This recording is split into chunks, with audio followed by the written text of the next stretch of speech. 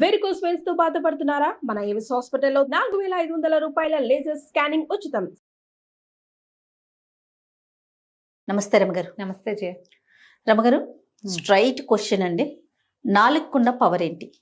ఎల్లలు లేవు దానికి. దాని పవర్కా?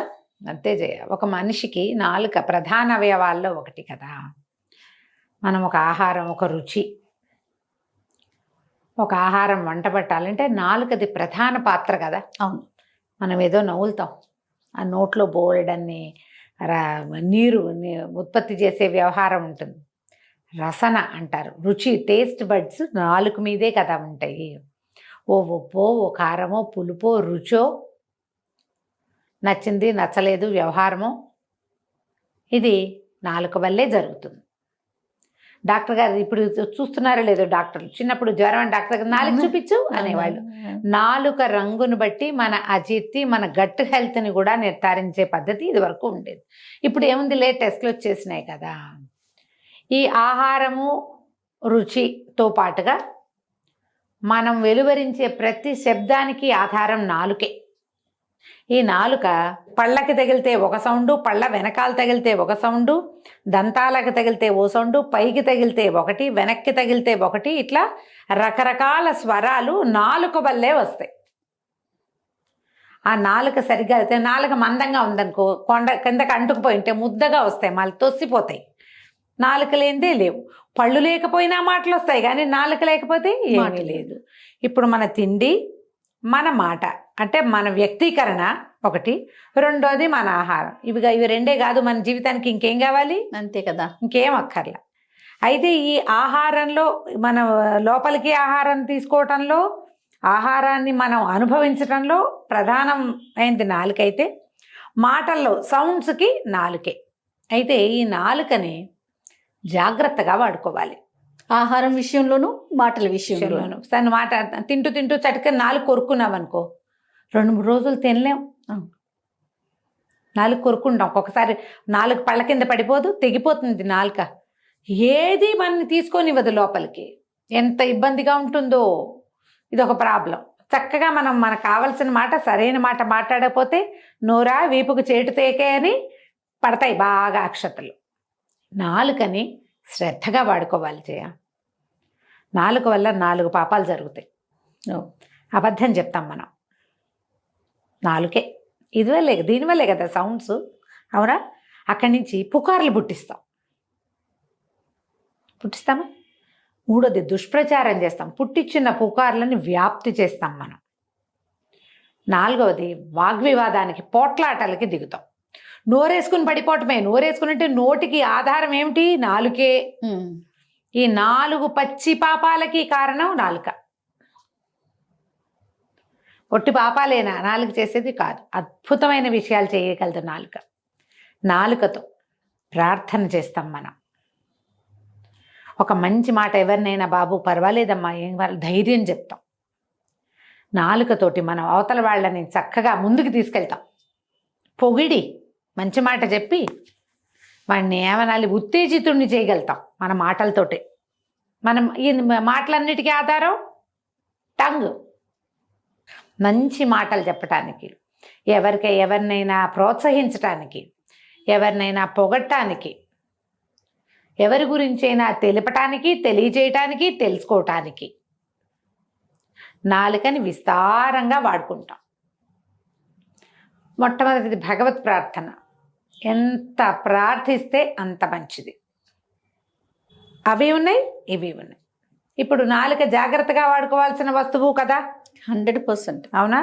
ఈ మనం చిన్నతనంలో చేసినటువంటి చిన్న చిన్న పొరపాట్లు కూడా నాలుకతో చేసినవి.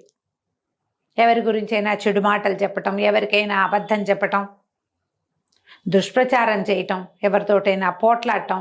50 ఏళ్ల తర్వాత కూడా మన నాలుక మన వెంటపడి వస్తుంది. మన వెనకాల రాదా?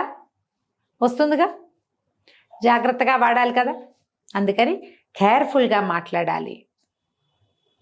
భగవంతుడు ఇచ్చినటువంటి ఏమనాలి, మన జ్ఞానేంద్రియ కర్మేంద్రియాల్లో నాలుక ప్రధానమైంది.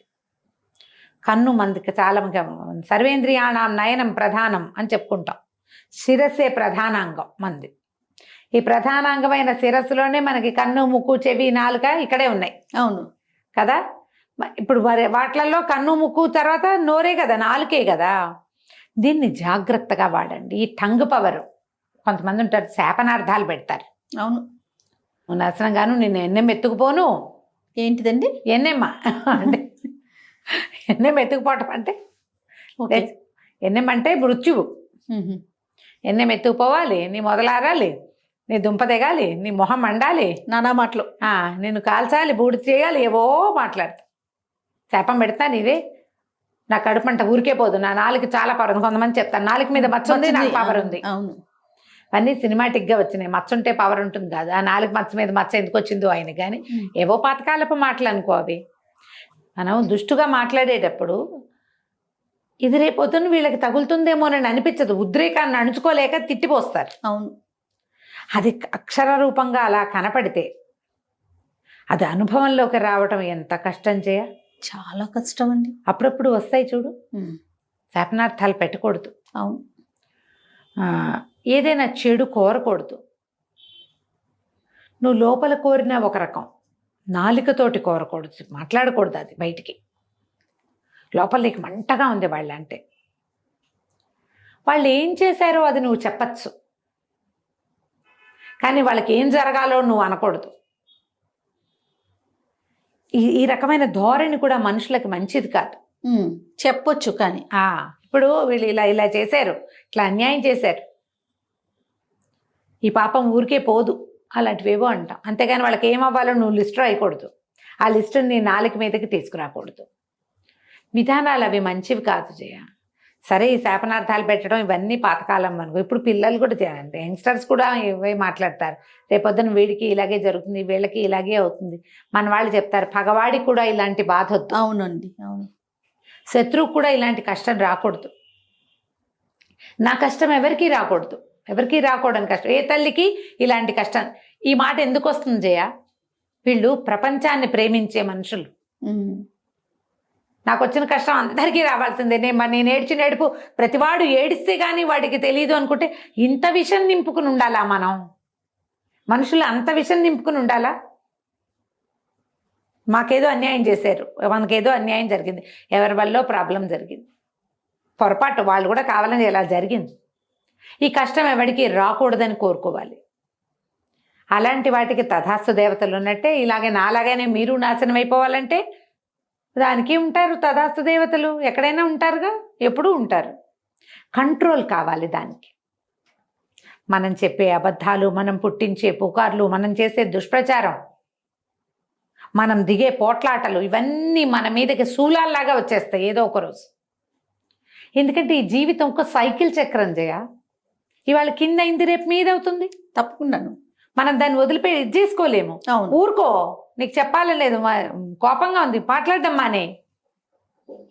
నిశ్శబ్దంతో ఎంతైనా బాధించవచ్చు. నోరేసుకుని వదిలేసావంటే వదిలేసింది మిగిలిపోతుంది. ఇప్పుడు ఇంకా కొత్త సమస్య వచ్చింది, రికార్డింగ్లు ప్రతిదానికి. ఎవరెక్కడ ఏం మాట్లాడినా రికార్డు. 20 ఏళ్ల క్రితం రికార్డులు కూడా తీస్తారు. మీరు ఆ రోజు అలా అన్నారు, ఇవాళ ఇలా అంటున్నారు అంటారా? నాలుకని కంట్రోల్ చేసుకోండి. టంగ్ పవర్ అంటారు మన వాళ్ళు, ఇప్పుడు ఇంగ్లీష్లో చెప్పుకుంటున్నారు. నాలుక పరమ శక్తివంతమైన ఆయుధం. దాన్ని అదుపులో ఉంచుకోండి. ఈ ఆయుధాన్ని అన్యాయం మీద ఎత్తండి, తప్పు మీద ఎత్తండి, ధర్మం వైపు నిలబడ్డానికి వాడండి. ఏది కరెక్టో అది మాట్లాడండి. అప్పుడప్పుడు వాడద్దు, అసలు అది మరీ మంచిది. అస్సలు వాడద్దు, ఊరుకోండి. మీరు ఎంత నిశ్శబ్దంగా ఉంటే, నిశ్శబ్దం మాట కంటే ఎక్కువ పదునైంది, బలమైంది. మాటలు ఎంత పదునుగా ఎంత బలంగా పనిచేస్తాయో మాట్లాడకపోవటం కూడా అలాగే పనిచేస్తుంది ఒక్కొక్కసారి. సైలెన్స్ ఈజ్ గోల్డ్ అంటారు. ఎప్పుడు ఎప్పుడు బంగారంతో సమానం. కామ్గా ఉండు, అది ఊరుకో. ఏం జరిగితే అది జరుగుతుంది.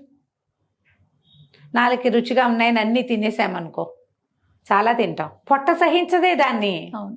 సహించకపోవచ్చు కదా, పొట్ట చెప్పేది వినాలి నాలుక. సో అన్ని విషయాల్లోనూ నాలుకని మనం కంట్రోల్గా ఉంచుకోవాలి. మీరు ఎంత జాగ్రత్తగా ఉంటే జీవితం అంత బాగుంటుంది. మన పరిసరాలు బాగుంటాయి. మనం ఏదైనా ఒక మంచి వాక్యాలు చెప్పాము ఎవరికైనా, అవి వాళ్ళకి ప్లస్ అయ్యి వాళ్ళు ఏదైనా ఫ్లరిష్ అయ్యారనుకో, అది ఎలాంటి భావం చేయ, మనం ఒక చిన్న మొక్క తెచ్చాం, వాకి ఎక్కడో రోడ్డు మీద ఒక తులసి చెట్టు కనపడింది, పీక్కొచ్చావు నువ్వు, దాన్ని తెచ్చిపెట్టావు, 4 రోజుల్లో చక్కగా రెక్కొని ఇది విస్తరిస్తుంది. దాని నుంచి వచ్చే గాలిని నువ్వు ఆస్వాదిస్తావు, అది ఇచ్చే ఆక్సిజన్ నువ్వు పీలుస్తావు. ఎలాంటి భావం అది? అద్భుతమైన విషయం. ఇప్పుడు ఒక చెట్టు కొనుక్కొచ్చావు, ఓ 100 రూపాయలు 50 రూపాయలు ఇచ్చి, అది బోల్డ్ అంత విస్తరించి పువ్వులు వస్తాయి. అది ఎట్లాంటిది? మీరు ఒక మంచి మాట చెప్పి అది వాళ్ళకి ఉపయోగపడితే ఈ చెట్టుని పెంచిన భావన వస్తుంది మనకి. అదే మనం ఒక చెడ్డ మాట, ముళ్ళ చెట్టు, దాన్ని పెంచేం ప్రయోజనం అమ్మా? దానికి పువ్వు లేదు, కాపు లేదు, ముళ్ళు, ప్రయోజనం లేనివి కదా. అవును. జాగ్రత్తగా మాట్లాడండి. ఏదైనా అప్పుడప్పుడు మనం ప్రతి వాళ్ళకి టంగ్ స్లిప్ అవుతూనే ఉంటుంది. ఏదో ఒక దురుసు మాట, ఒక అనవసరమైన మాట, ఒక అక్కర్లేని మాట, ఒక తెలియని మాట, ఒక తెలివి తక్కువ మాట, ఒక దుష్టు మాట వస్తూనే ఉంటాయి. వెనక్కి తీసుకోండి. అవసరమైతే ఒకసారి చెప్పండి. కావాల్సిన చోట ఒక ప్రశంస, ఒక మంచి వాక్యం, ఒక ప్రశంసా వాక్యం, ఒక కృతజ్ఞతా వాక్యం, నేను అలా అనుకోలేదు, పొరపాఠం జరిగింది అని ఒప్పేసుకున్నారంటే, అది కూడా నాలుకతోటే ఒప్పేసుకుంటే చాలా వరకు సరైపోతాయి. మనం దుష్టు మాట్లాడడానికి, తొందరపాటు మాట్లాడడానికి నాలుక స్పీడ్గా వెళ్ళి ప్రశంసకి రాదు, కృతజ్ఞతకి రాదు, క్షమాపణకి రాదు నాలుక. దానికి వచ్చింది దీనికి కూడా రావాలిగా.